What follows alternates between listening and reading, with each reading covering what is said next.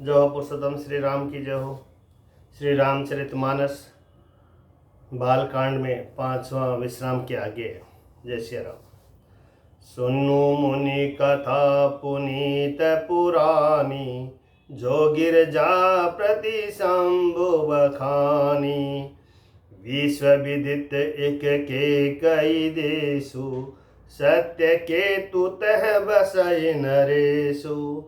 हे मुनि, वह पवित्र और प्राचीन कथा सुनो जो शिवजी ने पार्वती जी से कही थी। संसार में प्रसिद्ध एक केकई देश है। वहाँ सत्यकेतु नाम का राजा रहता था, राज्य करता था। वह धर्म की धुरी का धारण करने वाला, नीति की खान, तेजस्वी, प्रतापी, सुशील और बलवान था। उसके 2 वीर पुत्र हुए जो सब गुणों के भंडार और बड़े ही रणधीर थे। राज्य का उत्तराधिकारी जो बड़ा लड़का था उसका नाम प्रताप भानु था। दूसरे पुत्र का नाम अरिमर्दन था, जिसकी भुजाओं में अपार बल था और जो युद्ध में पर्वत के समान अटल रहता था। भाई भाई में बड़ा मेल और सब प्रकार के दोषों और छलों से रहित सच्ची प्रीति थी। राजा ने जेठे पुत्र को राज्य दे दिया और आप भगवान के भजन के लिए वन को चल दिया। जब प्रताप भानु राजा हुआ, देश में उसकी दुहाई फिर गई। वह वेद में बताई हुई विधि के अनुसार उत्तम रीति से प्रजा का पालन करने लगा। उसके राज्य में पाप का कहीं लेश भी नहीं रह गया। राजा का हित करने वाला और शुक्राचार्य के समान बुद्धिमान धर्मरुचि नाम उसका मंत्री था। सचिव शयान बंधु बलबीरा, आप प्रताप पुंजरन धीरा। इस प्रकार बुद्धिमान मंत्री और बलवान तथा वीर भाई के साथ ही स्वयं राजा भी बड़ा प्रतापी और रणधीर था। साथ में अपार चतुरंगी सेना थी, जिसमें असंख्य योद्धा थे जो सब के सब रण में जूझ मरने वाले थे। अपनी सेना को देखकर राजा बहुत प्रसन्न हुआ और दमादम नगाड़े बजने लगे। दिग्विजय के लिए सेना सजाकर वह राजा शुभ दिन मुहूर्त साध कर डंका बजाकर चला। जहां तहां बहुत सी लड़ाइयां हुई। उसने सब राजाओं को बलपूर्वक जीत लिया। अपनी भुजाओं के बल से उसने 7 द्वीपों भूमि खंडों को वश में कर लिया और राजाओं से दंड यानी कर ले लेकर उन्हें छोड़ दिया। संपूर्ण पृथ्वी मंडल का उस समय प्रताप भानु ही एकमात्र चक्रवर्ती राजा था। स्वबस विश्व करी बाहुबल, निजपुर कीन प्रवेशु। अर्थ धर्म काम आदि सुख, सेवै समय नरेशु। संसार भर को अपनी भुजाओं के बल से वश में करके राजा ने अपनी नगर में प्रवेश किया। राजा अर्थ, धर्म और काम आदि के सुखों का समय अनुसार सेवन करता था। राजा प्रताप भानु का बल पाकर भूमि सुंदर, कामधेनु, मनचाही वस्तु देने वाली हो गई। उनके राज्य में प्रजा सब प्रकार के दुखों से रहित और सुखी थी और सभी स्त्री पुरुष सुंदर और धर्मात्मा थे। धर्मरुचि मंत्री का श्रीहरि के चरणों में प्रेम था। वह राजा के हित के लिए सदा उसको नीति सिखाया करता था। गुरु सुर संत पितर मही देवा, करई सदा नृप सब के सेवा। राजा गुरु, देवता, संत, पितर और ब्राह्मण इन सब की सदा सेवा करता रहता था। वेदों में राजाओं के जो धर्म बताए गए हैं, राजा सदा आदर पूर्वक और सुख मानकर उन सब का पालन करता था। प्रतिदिन अनेकों प्रकार के दान देता और उत्तम शास्त्र, वेद और पुराण सुनता था। उसने बहुत सी बावलियां, कुएं, तालाब, फुलवाड़ियां, सुंदर बगीचे, ब्राह्मणों के लिए घर और देवताओं के सुंदर विचित्र मंदिर सब तीर्थों में बनवाए। वेद और पुराण में जितनी प्रकार के यज्ञ कहे गए हैं, राजा ने एक एक करके उन सब यज्ञों को प्रेम सहित हजार बार किया। राजा के हृदय में किसी फल की टोह कामना न थी। राजा बड़ा ही बुद्धिमान और ज्ञानी था। वह ज्ञानी राजा कर्म, मन और वाणी से जो कुछ भी धर्म करता था, सब भगवान वासुदेव के अर्पित करके करता था। एक बार वह राजा एक अच्छे घोड़े पर सवार होकर शिकार का सब सामान सजाकर विंध्याचल के घने जंगल में गया और वहां उसने बहुत से उत्तम उत्तम हिरण मारे। राजा ने वन में फिरते हुए एक सूअर को देखा। दांतों के कारण वह ऐसा दिख पड़ता था मानो चंद्रमा को कसकर मुंह में पकड़कर राहु वन में आ छिपा हो। चंद्रमा बड़ा होने से उसके मुंह में समाता नहीं है और मानो क्रोधवश वह भी उसे उगलता नहीं है। यह तो सूअर के भयानक दांतों की शोभा कही गई है। इधर उसके शरीर भी बहुत विशाल और मोटा था। घोड़े की आहट पाकर वह घुरघुराता हुआ कान उठाए चौकन्ना होकर देख रहा था। नील पर्वत के शिखर के समान विशाल शरीर वाले उस सुअर को देखकर राजा घोड़े की चाबुक लगाकर तेजी से चला और उसने सुअर को ललकारा कि अब तेरा बचाव नहीं हो सकता। अधिक शब्द करते हुए घोड़े को अपने तरफ आता देखकर सुअर पवन वेग से भाग चला। राजा ने तुरंत ही बाण को धनुष पर चढ़ाया। सुअर बाण को देखते ही धरती में दुबक गया। राजा तक तक कर तीर चलाता है परंतु सुअर छल करके शरीर को बचाता जाता है। वह पशु कभी प्रकट होता है और कभी छिपता हुआ भाग जाता था और राजा भी क्रोध के साथ पीछे लगा चला जाता था। सुअर बहुत दूर ऐसे घने जंगल में चला गया जहां हाथी घोड़े का निबाह गम नहीं था। राजा बिल्कुल अकेला था। वन में क्लेश भी बहुत था, फिर भी राजा ने उस पशु को पीछा नहीं छोड़ा। राजा को बड़ा धैर्यवान देखकर सुअर भागकर पहाड़ की एक गहरी गुफा में जा घुसा।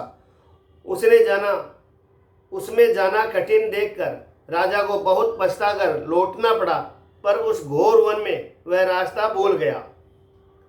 बहुत परिश्रम करने से थका हुआ और घोड़े समेत भूख प्यास से व्याकुल राजा नदी तालाब खोजता खोजता पानी बिना बेहाल हो गया।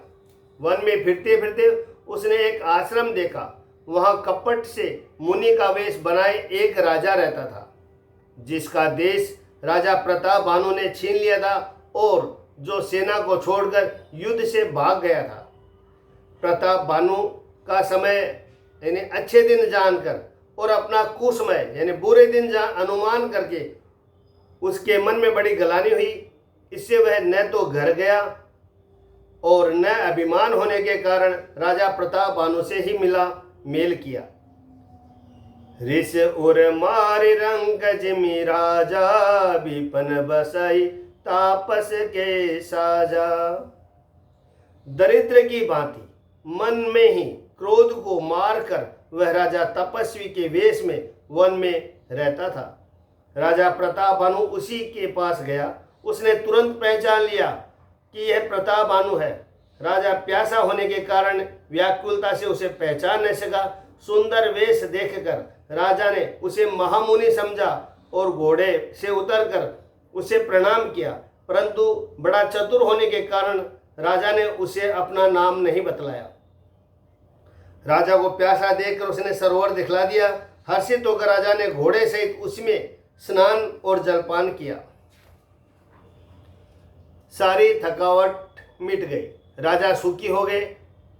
तब तपस्वी उसे अपना आश्रम में ले गया और सूर्यास्त का समय जानकर उसने राजा को बैठने के लिए आसन दिया। फिर वह तपस्वी कोमल वाणी से बोला कि तुम कौन हो? सुंदर युवक होकर जीवन की परवाह न करके वन में अकेले क्यों फिर रहे हो? तुम्हारे चक्रवर्ती राजा के से लक्षण देखकर मुझे बड़ी दया आती है। राजा ने कहा, हे मुनीश्वर सुनिए, प्रताप भानु नाम का एक राजा है। मैं उसका मंत्री हूँ। शिकार के लिए फिरते हुए यह राह भूल गया हूँ। बड़े भाग्य से यहाँ आकर मैंने आपके चरणों में दर्शन पाए। हमें आपका दर्शन दुर्लभ था, इससे जान पड़ता है कुछ भला होने वाला है। मुनि ने कहा, हे तात, अंधेरा हो गया है। तुम्हारा नगर यहाँ से 70 योजन पर है। हे सुजान सुनो, घोर अंधेरी रात है, घना जंगल है, रास्ता नहीं है। ऐसा समझकर तुम आज यहीं ठहर जाओ, सवेरा होते ही चले जाना।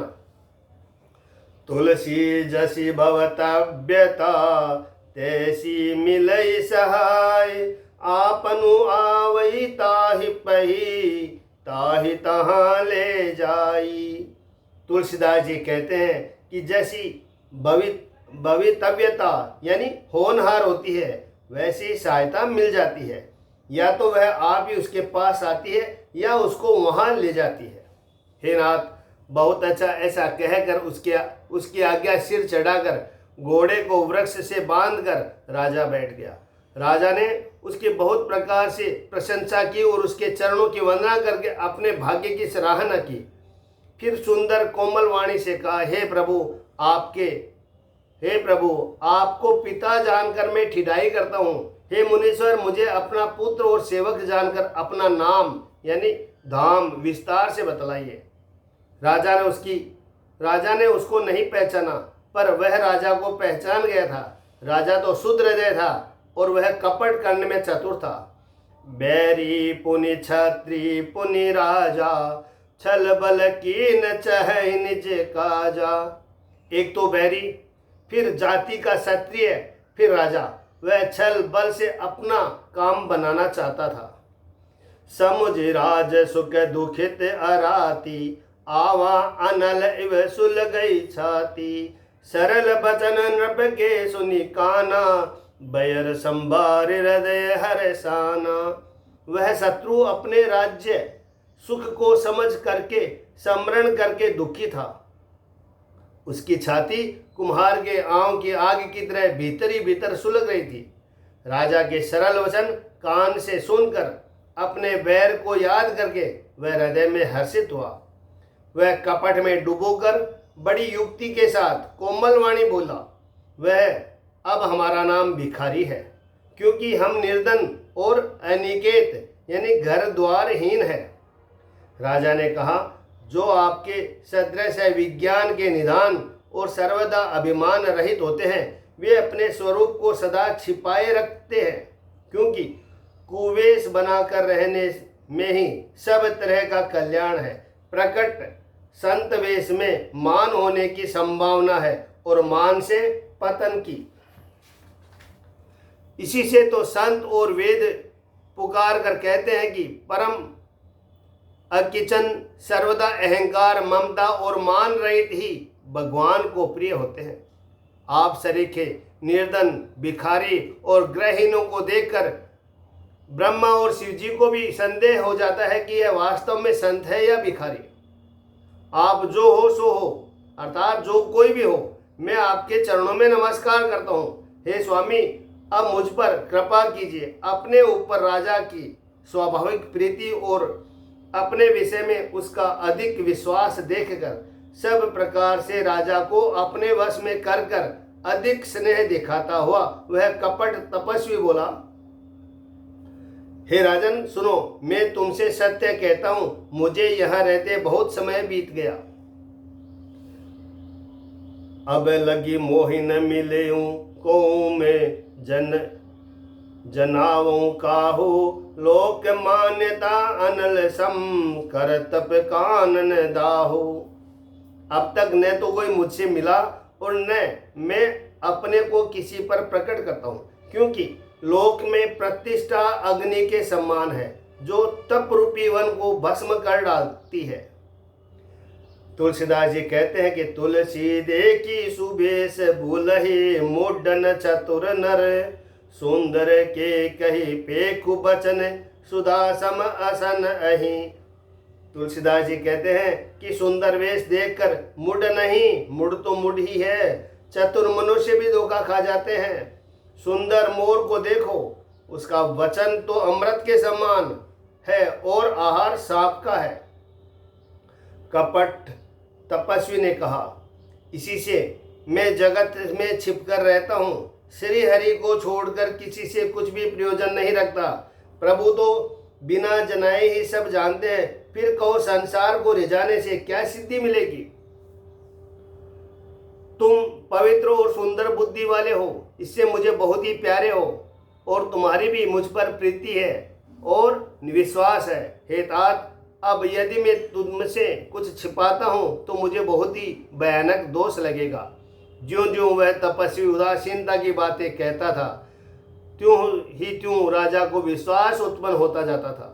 जब उसने बुगले की तरह ध्यान लगाने वाले कपटी मुनि ने राजा को कर्म, मन और वचन से अपने वश में जाना, तब वह बोला, हे भाई, हमारा नाम एक तनु है। यह सुनकर राजा ने फिर सिर नवाकर कहा, मुझे अपना अत्यंत अनुरागी सेवक जानकर अपने नाम का अर्थ समझाकर कहिए। कपटी मुनि ने कहा, जब सबसे पहले सृष्टि उत्पन्न हुई थी, तभी मेरी उत्पत्ति हुई थी। तब से मैंने फिर दूसरी देह नहीं धारण की, इसी से मेरा नाम एक तनु है। हे पुत्र, मन में आश्चर्य मत करो, तप से कुछ भी दुर्लभ नहीं है। तप के बल से ब्रह्मा जगत को रचते हैं और तपी के बल से विष्णु संसार का पालन करने वाले बने। तप बल सांबु करई संहारा, तपते अगमन कछु संसारा। तप ही के बल से रुद्र संहार करते हैं और संसार में कोई ऐसी वस्तु नहीं है जो तप से न मिल सके। यह सुनकर राजा को बड़ा अनुराग हुआ। तब वह तपस्वी पुरानी कथाएं कहने लगा। कर्म, धर्म और अनेक प्रकार के इतिहास कहकर वह वैराग्य और ज्ञान का निरूपण करने लगा। सृष्टि की उत्पत्ति, पालन, स्थिति और संहार, प्रलय की अपार आश्चर्य भरी कथाएं उसने विस्तार से कही। राजा सुनकर उस तपस्वी के वश में हो गया और तब वह उसे अपना नाम बताने लगा। तपस्वी ने कहा, राजन, मैं तुमको जानता हूँ, तुमने कपट किया वह मुझे अच्छा लगा। हे राजन, सुनो, ऐसी नीति है कि राजा लोग जहाँ तहाँ अपना नाम नहीं कहते। तुम्हारी वही चतुराई समझकर तुम पर मेरा बड़ा प्रेम हो गया। तुम्हारा नाम प्रतापभानु है। महाराज सत्यकेतु तुम्हारे पिता थे। हे राजन, गुरु की कृपा से मैं सब जानता हूँ, पर अपनी हानि समझकर कहता नहीं हूँ। हे तात, तुम्हारा स्वाभाविक सीधापन, सरलता, प्रेम, विश्वास और नीति में निपुणता देखकर मेरे मन में तुम्हारे ऊपर बड़ी ममता उत्पन्न हो गई।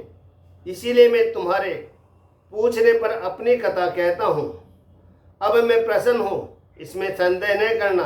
हे राजन, जो मन को भावे वही मांग लो। सुंदर प्रिय वचन सुनकर राजा हर्षित हो गया और मुनि के पैर पकड़कर उसे बहुत प्रकार से विनती की। हे दया सागर मुनि, आपके दर्शन से ही चारों पदार्थ, अर्थ, धर्म, काम, मोक्ष मेरी मुट्ठी में आ गए। तो भी स्वामी को प्रसन्न देकर मैं यह दुर्लभ वर मांग कर क्यों न शोक रहित हो जाऊं। मेरा यह शरीर वृद्धावस्था, मृत्यु और दुख से रहित हो जाए। मुझे युद्ध में कोई जीत न सके और पृथ्वी पर मेरा 100 कल्प तक एक छत्र अकट्य राज हो। तपस्वी ने कहा, हे राजन, ऐसा ही हो, पर एक बात कठिन है, उसे भी सुन लो। कालौ तुव पद नाहि सीसा, एक विप्र कुल छाड़े महेशा। हे पृथ्वी के स्वामी, केवल ब्राह्मण कुल को छोड़कर काल भी तुम्हारे चरणों पर सिर नवाएगा। तप बल विप्र सदा बरियारा, तिनके कोपन को रखवारा। जो विप्रन बस करहु नरेशा, तो तुम बस विधि विष्णु महेशा। तप के बल से ब्राह्मण सदा बलवान रहते हैं, उनके क्रोध से रक्षा करने वाला कोई नहीं है। हे नरपति, यदि तुम ब्राह्मणों को वश में कर लो तो ब्रह्मा, विष्णु और महेश भी तुम्हारे अधीन हो जाएंगे।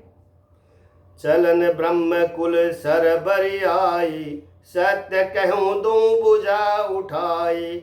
विप्र श्राप बिनु सुनो महिपाला, तोरे नाश नहीं कवन हूँ काला। ब्राह्मण कुल से जोर जबरदस्ती नहीं चल सकती। मैं दोनों भुजा उठाकर सत्य कहता हूँ। हे राजन, सुनो, ब्राह्मणों के श्राप बिना तुम्हारा नाश किसी काल में नहीं होगा। राजा उसके वचन सुनकर बड़ा प्रसन्न हुआ और कहने लगा, हे स्वामी, मेरा नाश अब नहीं होगा। हे कृपा निदान प्रभु, आपकी कृपा से मेरा सब समय कल्याण होगा। एवं अस्तु, ऐसा ही हो कहकर वह कुटिल कपटी मुनि फिर बोला, किंतु तुम मेरे मिलने और अपनी राह भूल जाने की बात किसी से कहना नहीं। यदि कह दोगे तो हमारा दोष नहीं है। हे राजन, मैं तुमको इसलिए मना करता हूँ कि इस प्रसंग को कहने से तुम्हारी बड़ी हानि होगी। छठे कान में यह बात पढ़ते ही तुम्हारा नाश हो जाएगा। मेरा यह वचन सत्य जानना। हे प्रताभानु, सुनो, इस बात के प्रकट करने से अथवा ब्राह्मणों के श्राप से तुम्हारा नाश होगा, और किसी उपाय से चाहे ब्रह्मा और शंकर भी मन में क्रोध करे तुम्हारी मृत्यु नहीं होगी। सत्यनाथ पद गहि नृप भाषा, द्विज गुरु कोप कहूँ को राखा। राखे गुर जो कोप विधाता, गुरु विरोध नहीं को जगे त्राता। राजा ने मुनि के चरण पकड़कर कहा, हे स्वामी, सत्य ही है। ब्राह्मण और गुरु के क्रोध से कहिए कौन रक्षा कर सकता है। यदि ब्रह्मा भी क्रोध करे तो गुरु बचा लेता है, पर गुरु से विरोध करने पर जगत में कोई भी बचाने वाला नहीं है। यदि मैं आपके कथन के अनुसार नहीं चलूंगा तो भले ही मेरा नाश हो जाए, मुझे इसकी चिंता नहीं है। एक ही डर डर पत मन मोरा, प्रभु महिदेव श्राप अति घोरा। मेरा मन तो हे प्रभु केवल एक ही डर से डर रहा है कि ब्राह्मणों का श्राप बड़ा भयानक होता है। वे ब्राह्मण किस प्रकार से वश में हो सकते हैं, कृपा करके वह भी बताइए। हे दीन दयालु, आपको छोड़कर और किसको मैं अपना हेतु नहीं देखता। जय श्री राम। पुरुषोत्तम श्री राम की जय।